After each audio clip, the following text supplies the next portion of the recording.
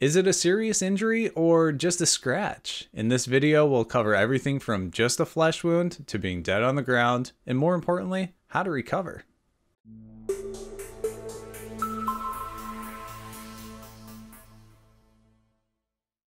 Greetings, Vault Dwellers, and welcome to the Wasteland. This is your Overseer speaking, Three-Eyed Townie, and today we're going to be talking about damage, injuries, healing, and recovery for Fallout, the role-playing game by Modiphius. This video is a continuation of a Learn to Play series that I'm putting together for the game. In previous videos, I've covered the basic mechanics and a little bit more than that, so if you haven't checked those out yet, you might want to take a look. When a character loses a couple hit points, they're not down for the count. But if a character's HP gets reduced to 0, they begin dying. And in between the two, if a character suffers a critical hit or gets knocked to 0 HP, they suffer an injury. A critical hit occurs when a character suffers 5 or more damage in a single attack. Additionally, a critical hit causes an injury to that hit location. If you suffer an injury to an arm, the character drops anything they're holding in that hand, and the arm is considered broken or rendered unusable. Additionally, you can't perform any actions that would require the use of that arm. With a leg injury, the character immediately falls prone. You can no longer take the sprint action, and any movement becomes a major action. An injury to the torso causes the character to begin bleeding heavily. At the end of the character's following turns, they suffer 2 CD worth of damage that ignores their damage resistance. A head injury causes the character to lose their normal actions on their next turn. Similar to the stun effect, the character can spend action points to perform additional actions.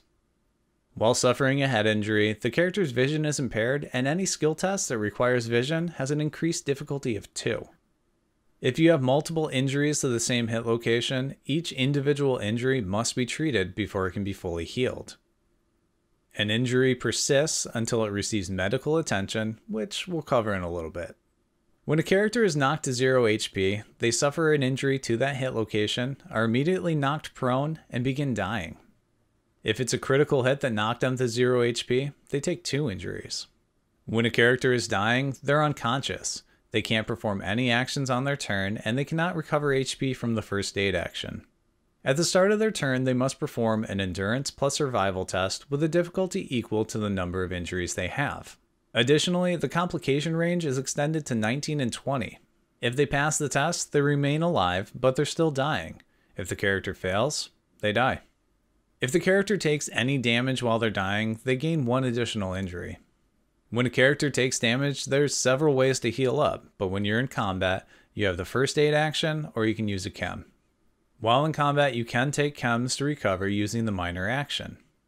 With the first aid action, a character can attempt to patch themselves up or another character within close range using an intelligence plus medicine test. The difficulty of the test is determined by the number of injuries the patient has. Additionally, if you're performing first aid on yourself, the difficulty is increased by 1. If you succeed on the test, you can do one of the following. You can stabilize a dying patient, you can heal HP for a number of hit points equal to your medicine rating, or you can treat an injury. When treating an injury in this way, the location's not fully healed, but the character does regain use of that location. Whenever a character suffers damage to a treated injury, they roll 1 combat die. If they roll an effect, the impairment of the injury resumes. Outside of combat, characters can heal up by resting, receiving medical attention, or by consuming food and beverages. A character can rest for 6 hours to recover all lost hit points. If a character is able to rest for 8 hours, they gain 2 hit points to their maximum. If you have any injuries while resting, make an endurance plus survival test with a base difficulty of 1. Increase the difficulty by 1 for each injury you have. If you succeed on the test, you recover from 1 injury. You also have the option to spend 2 action points per injury to heal those too. Now, the recovery process could be a little more difficult depending on how active you were the previous day. A restful day means no strenuous activity and the difficulty is 1. Light activity is considered just a small amount of travel with not much else and has a difficulty of 2. Moderate activity is considered extensive travel with no combat and has a difficulty of 3. Heavy activity is considered extensive travel with some combat and has a difficulty of 4. A character can only sleep once in a 24-hour period, and it should be noted that going longer than that without sleeping can also be harmful. and we'll talk about that a little bit more when we start covering survival. Food and drinks are also a great way to recover HP when you're outside of combat, but some items you find might be irradiated.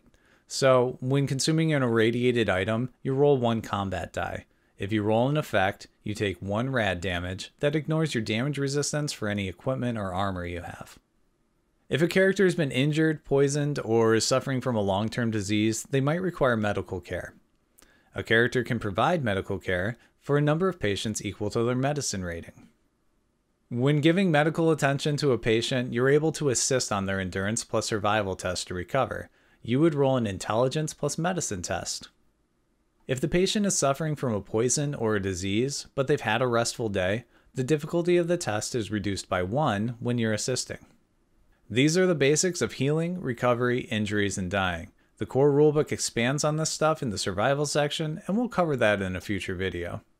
Thanks so much for watching, and I hope you found this breakdown helpful. As you probably already know, this video is a continuation of a Learn to Play series, and we have so much more to cover. If you don't want to miss when the next video is coming out, subscribe to the channel and hit the bell for notifications. You can find me and the rest of the Fallout 2D20 unofficial fan community everywhere on the internet. We're on Facebook, Instagram, Twitter, Reddit, and we have a very active Discord community as well, and I'll leave links for that in the description. And if you haven't already pre-ordered Fallout the role-playing game by Modiphius, you can do so directly from their online shop, and I'll leave a link for that in the description too. Thanks again for watching, please like, subscribe, and of course, I'll see you in the wasteland.